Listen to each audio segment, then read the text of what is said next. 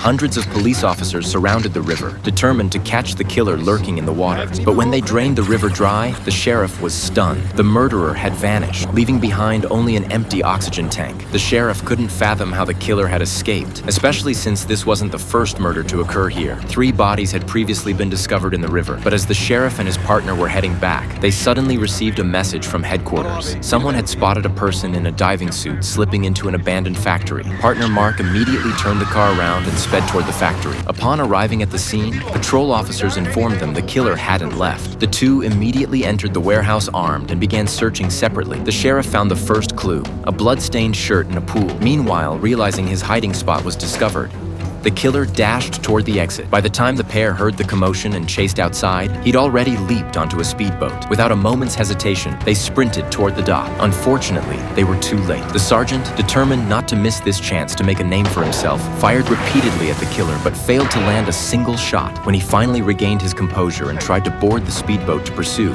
he lost his footing and fell into the water. Mark, unable to wait for the sergeant, accelerated and followed. The chase continued through the river channels until an unexpected accident occurred. The killer carelessly collided with a cargo ship. Though not killed by the explosion, he took advantage of the chaos to dive into a sewer. Fortunately, Mark spotted him. He quickly pulled the speedboat alongside and pursued the killer with his gun drawn. Unexpectedly, the sewer system was full of branching paths, and Mark soon lost his way. Then he noticed an exit above. He decided to escape first, but just then, the killer appeared. He shot Mark through the shoulder with a spear gun. Seeing the killer about to deliver a finishing blow, Mark fired decisively, shattering the killer's goggles. He then passed out. When he awoke, he was in the hospital with the sheriff and his girlfriend by his side. Seeing Mark was unharmed, they stayed only briefly before leaving. Later, Mark's girlfriend went to the physical therapist's house as she visited weekly for treatment, but the therapist hadn't returned home yet, so she wandered around. When she reached the basement, however, she discovered a shocking secret.